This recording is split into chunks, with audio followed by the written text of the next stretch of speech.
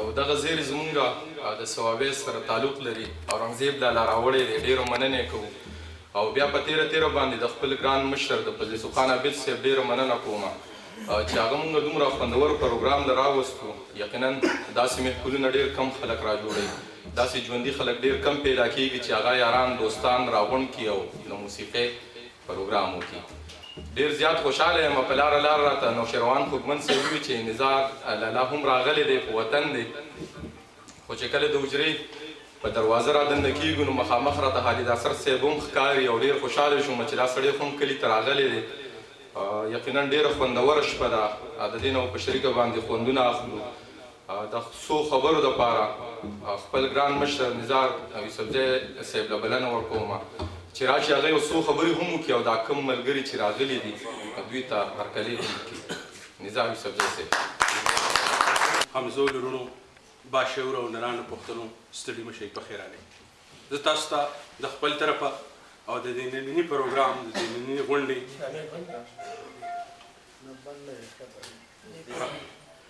د نننۍ غونډې کوربه چې زموږ ورور، زموږ یار، زموږ ملګری په پښتو او پښتونولۍ مین اورنګزیب یوسفزي د خپل طرفه او ستاسو ټولو طرفه مننه کوم چې دا د پښتو په سازونو باندې سور شوی یو ماښام یې دلته کې را جوړ کړ او د پښتو ژبې د دې دور د یو ډېر لوی هنرمند ښاغلي فضل وهاب درد صاحب دلته کې د فضل یوسف خان عابد صاحب په همکارۍ باندې راوستي او زموږ د ژوند دا یو شپه یو یادګاري شپه جوړه کړه. ښاغلی اورنګزیب یوسفزی تاسو پیژنئ، که په دوبۍ کې هم که دلته دی هم ټول عمر د پښتو ژبې، د پښتو ادب، د پښتو شاعرانو، د پښتو ادیبانو، د پښتو هنرمندانو خدمتونه کړي دي او دغسې رنګین ماښامونه یې را جوړ کړي دي. زه یې ډېره مننه کوم. بیا د خپل ورور او د خپل یار فضل یوسف خان عابد صاحب ډېره مننه کوم چې فضل وهاب درد صاحب سره یې رابطه ونیسله او دا ټول هنرمندان یې دلته کې راوستېدل. خالد اسرت صاحب د کور ودانې دی. تاسو ټولو ته هم ډېر په مینه او ډېر په احترام په خیرالۍ یقینا چې د ننني ماښام نه او د ننني پروګرام نه تاسو ډېر خوند واخلئ. فضل وهاب درد صاحب د دې دور د پښتو موسیقۍ یو داسې نامه ده چې څوک هم په پښتو او پښتونولۍ مین وي، څوک د پښتو په علم او هنر باندې مین وي، هغه سره د هغه د پېژندلو هېڅ ضرورت نشته. نو یقینا موږ په شعرونو وایو زموږ ډېر ګران کشر او ډېر ښه کوربه د دې پروګرام نو هغه به زه مایک ورکړم، لږ وخت ستاسو نه اخلم ځکه چې موږ ټول د موسیقۍ ته چې کوم دی نو په انتظار هر ټکی د یار په شان دی ښکلی دی، خط یې په پښتو کې رالیږلی دی. هر ټکی د یار په شان دی ښکلی دی، خط یې په پښتو کې رالیږلی دی. وایم چې په خوب کې مې ونه لیدې، وایم چې په خوب کې مې ونه لیدې، زړه مې درنه داسې ټکېدلی دی. اخو ستا تصویر غامو ته نه ګوري، اخو ستا تصویر غامو ته نه ګوري، تا چې کوم عابد په اور نیولی دی. دغه د عابد صاحب شعرونه د دې پروګرام پرانیسته کوو او د درد صاحب نه به خوندورې غزلې هم اورو. وخت په وخت باندې به د غزل نه مخکې مونږ هم کوشش کوو چې ستاسو په معیار پورې وخېږو او څه شعرونه چې را یادېږي هغه به ستاسو ته در رسول غواړو او خوند به ترې اخلو. خالد اثر صاحب هم ناست د دوی د وړاندې خبرې کول ډېر زیات ګران کار دی چې او هغه خو نزار لالا دغه خبره وکړله چې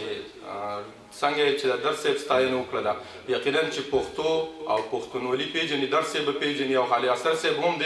پښتون ولس له ډېرې خوږې خوږې نغمې لیکلي دي، سندرې لیکلي دي. په بهر هېواد کې ډېر ژوند تېر کړی دی او دلته چې د دوی کمې هلې ځلې دي مونږ یې د فیسبوک ته لارې نه یو، مونږ یې ډېره ستاینه کوو چې الله دې زموږ داسې مشران ژوندي لري چې د هغوی نه مونږ زده کړه وکړو. ګل را سره وجړل، ازغو را سره وجړل، غم کې د هجران، غم کې د جانان د هجر شپو را سره وجړل. دغه نوم به د چا نه پټ نه وي. د دوی دا مونږ خپل اعزاز ګڼو چې مونږ ته عابد صاحب او نزار صاحب او خالد اسرت صاحب او اورنګزیب لالا، اسلام لالا، دا ټول خلک اسحاق لالا دلته ټول راغلي دي او د دوی د وړاندې خبرې کول به ما دغه بار بار دغه وایم چې ډېره زیاته ګرانه به وي، خو کوشش به کوو چې خوندور شعرونه تاسو ته واورو او د درد صاحب نه پکې هم خوندورې غزلې په شریکه باندې واورو. نو درد صاحب له وضو غزل به ترې اورو او خوند به ترې په شریکه باندې اخلو.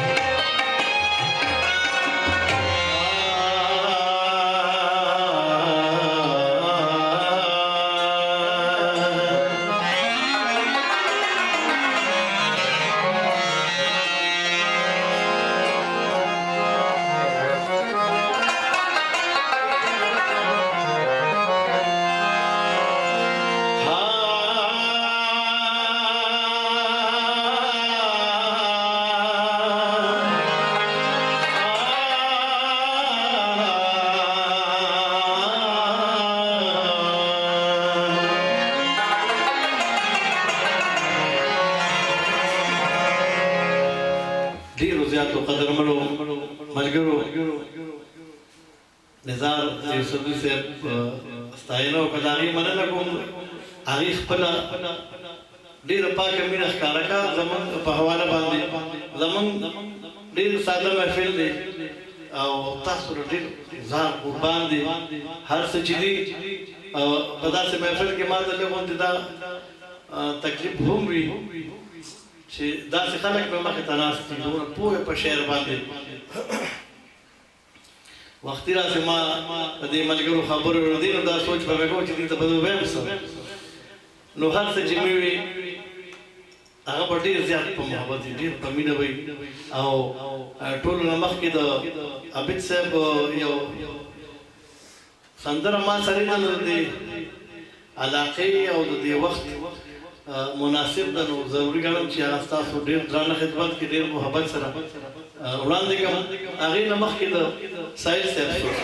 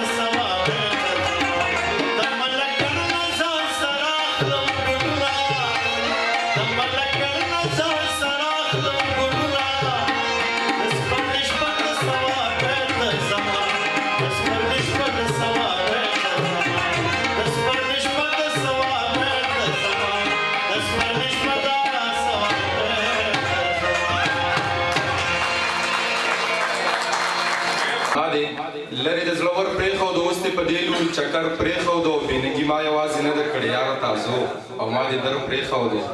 حالاتو څه په بله واړولو مونږ حجرې پېغلو ګودر پرېښودو او دا ته شوې ما ته که رقیب ته مسکې یاره په تلو تلو کې د شر پرېښودو دا تو شوې ماته که رقیب ته موسکې یاره په تلو تلو کې د شر پرېښودو وخت په د بل چا سره څه واړوي چې خپل عابد یې دومره زر پرېښودو دغه عابد صاحب غزل راته یاد شو ډېره مننه د ودانو پانخیل هم یو غزل مې په ذهن کې اوري یو ملګري ویلي نو د ځمکې غم دی مونږ تر فلک راوړی دی د ځمکې غم دی مونږ تر فلک راوړی دی غوږونی سجانانه زړه مې ډک راوړی دی او ملا کماره باب جماعت ته رانوړو نو دا دی ملا کماره باب جماعت ته رانوړو نو دا دی جماعت ته دې سړي ولې ټوپک راوړی دی ملا کماره باب جماعت ته رانوړو نو دا دی جماعت ته دې سړي ولې ټوپک راوړی دی او دا وینې دا سړي چې پې ولاړ دي تالاشي کړي دا وینې دا سړي چې پې ولاړ دي تالاشي کړي دا بم هغه سړي په دې سړک راوړی دی مننه دا وینې دا سړي چې پې ولاړ دي تالاشي کړي دا بم هغه سړي په دې سړک راوړی دی دا وس مې و او دا مې له کاروانه سره وکړو دا وس مې و او دا مې له کاروانه سره وکړو د خپل سالار نیلیله مې چابک راوړی دی او تاوې زه مینه نه کوم تصویر دې واپس واخله تاوې زه مینه نه کوم تصویر دې واپس واخله ما نه راوړو خو ما په دغه ټک راوړی دی او دا سیمه به څوک نه پېژني دا څنګه کیدی شي دې سیمې د ودان په شان هلک راوړی دی ډاکټر صاحب له وضو خوندور غزل به دې اورو او په شریکه به دې خوندونه اخلو مایشکری صاحب صاحب دغه سندرې نو تاسو خوښې اورئ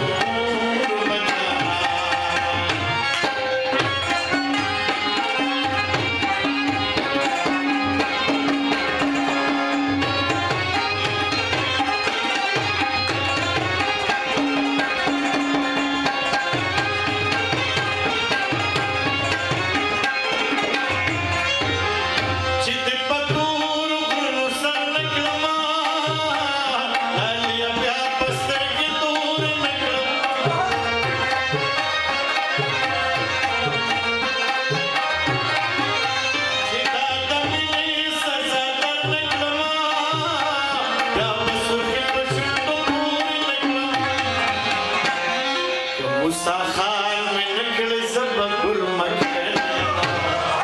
كان نور بجانا بني من كل سبب كان نور بجانا نور بجانا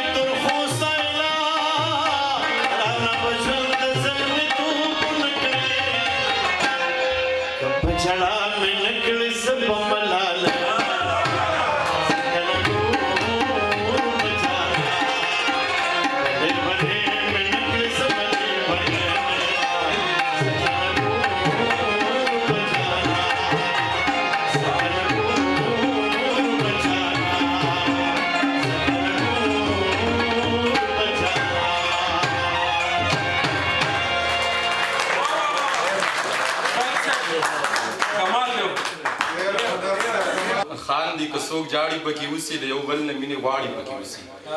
پښتونخوا دې تل اباد وي سایله د ګلونو سندرغاړي پکې اوسي د سید صاحب سندره مو واورېدله او د شاکر بهار هغه غزل عابد صاحب هغه ورته ډالۍ کوم نزار صاحب درې ته او حسرت صاحب د ټولو ملګرو ته چې زما د زړه او د مزغو خبره نه رغېږي زما د زړه او د مزغو خبره نه رغېږي بهاره دا چې به تر څو خبره نه رغېږي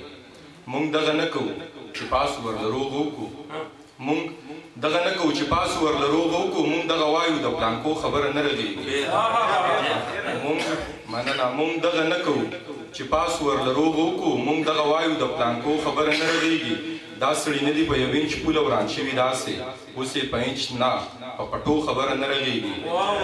دا سړي نه دي په یو انچ پوله وران شوي داسې اوس یې په انچ نه په پټو خبره نه رغېږي دواړه راولېږي په یو بل ګزارونه کوي دواړه راولېږي په یو بل ګزارونه کوي بند پنجرو کې د مرغو خبره نه رغېږي پلار مې ویل راته بهاره زویه دا ولیکه په ګډو وډو رویو خبره نه رغېږي زه تاسو ته ډالۍ او د درس صرف مې یو بل خوندور